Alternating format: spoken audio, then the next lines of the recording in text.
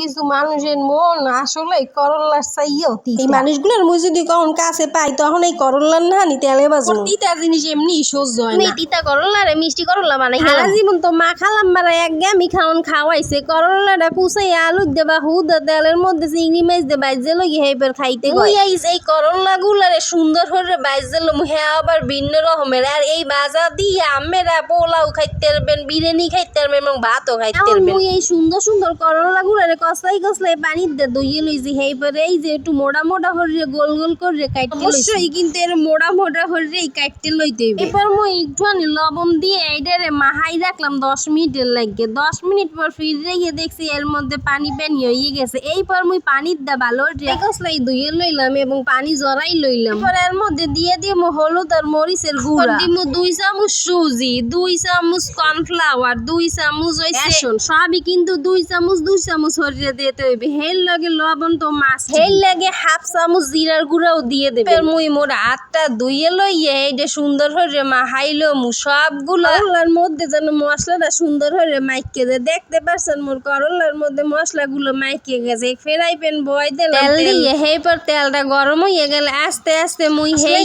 মাহাইয়েরা করলাগুলো আস্তে আস্তে দিয়ে দিমু এবং ফ্রাই করতে থাকবো। এইটারে সুন্দর হরে গুলডাইয়া পাল্টাইয়া মুই বাইজে লম। করলাগুলো অবশ্যই কিন্তু মসমসে হরে বাইজে লইবেন। করলাগুলো বাজার পরে এত মজা হইছে যে মোর মাইয়া কিছুক্ষণ পর আইয়ে প্লেট দিয়ে নিয়ে দৌড় যায়। যারা করলা খাইতে পছন্দ করেন তারাও একবার ট্রাই করে দেখবেন, কইবেন যে প্রত্যেকদিন করলা ভাজি খাম। এই যে দেখতে পাচ্ছেন মোর করলা ভাজি কিন্তু কমপ্লিট। একবার ট্রাই করে থাকেন। আইজ এ পর্যন্তই, সবাই ভালো থাকেন।